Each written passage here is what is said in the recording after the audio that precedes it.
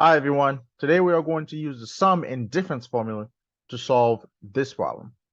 So when you're solving a problem like that, you need to look at everything that you were given, right? So the first thing you need to look at, hey, what are you asking to find, right? So you notice that you were asked to find cosine of u minus v, right?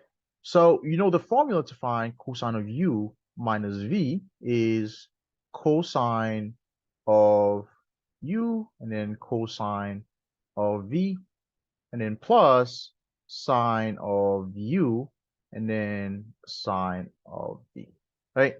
And then you notice that in that formula, right? You notice you are given over here, you are given the sine of u, right? And then also you are given cosine of v, right? But you are not given cosine of u, right? And then you are not given the sine of v. And to find those things, we have to use the interval you are given. So you notice that over here, they tell you that u is between 3 pi over 2 and 2 pi, right? Let's just write it down real quick, right? Let's draw our unit circle and put it down. So let's just draw our unit circle. We know that over here is 3 pi, and then over 2, and then over here is 2 pi, meaning that you are on the fourth quadrant over here, right? It means that you're on the fourth quadrant. So your u is on the fourth quadrant over here, right? So let's check for v, right? Since you were asked to find v, and then also you are given the interval over here. Let's put the interval of v over here. Let's draw it, right?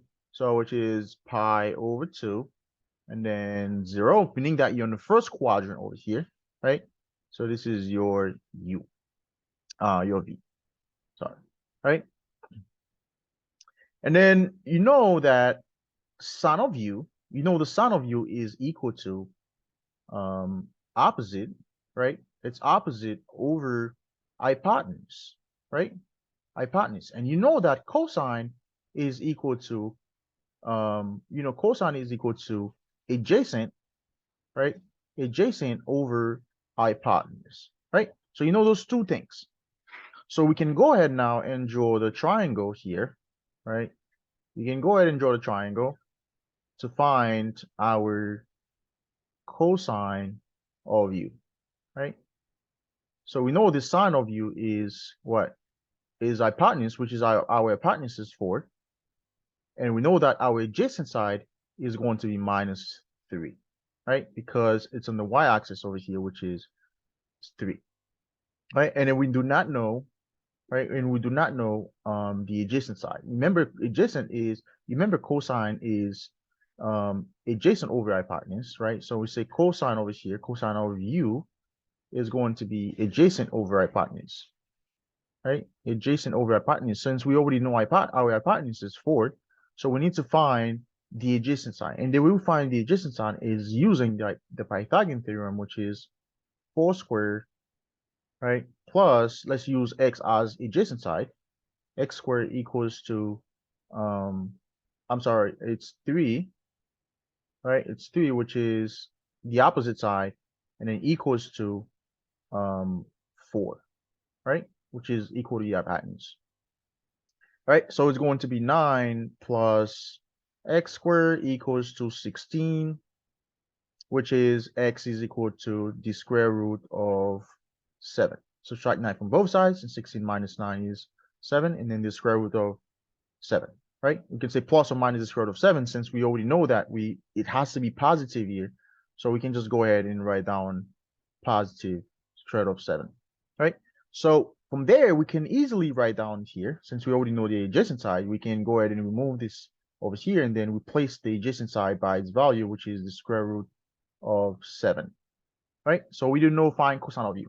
So now we need to find cosine of v, sine of v. And the way we find the sine of v is using the indication that they gave us, which is this over here. They tell you that it's between v is between 0 to pi over 2, which is on the first quadrant over here. We can go ahead and draw our little triangle here on the first quadrant, right? We draw a little triangle here, and then we know that our hypotenuse is what? It's 17, right? It's 17. And then our opposite sign is our adjacent side is 15. Which means that we need to find the opposite sign, since we need to find sine. And then the way we find sine, right? So the way we find sine is right there, the same way we would say, hey, it's opposite over hypotenuse, which is to find that side, obviously is using the Pythagorean theorem also we just used earlier. So which is square plus, let's just use x as for the opposite sign, and then equals to 17, right? So 15 times 15 is 225, which is plus x squared equals to 17 squared is 289, right? And then now you can subtract 225 from both sides. Subtract 225 from both sides, you will get x squared equals to 64, where your x is equal to 8, right? Plus or minus the square root of 4, which is 8, right? Which is 8. So meaning that our sine of u is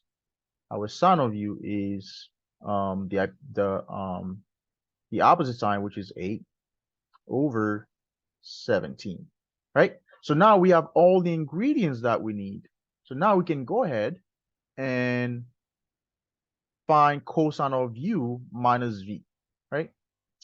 Remember, cosine of u minus v was cosine of u minus v was cosine of u, which what is our cosine of u? Cosine of u, what we just found over there, which is square root of 7 over 4, right? It's root 7 over 4.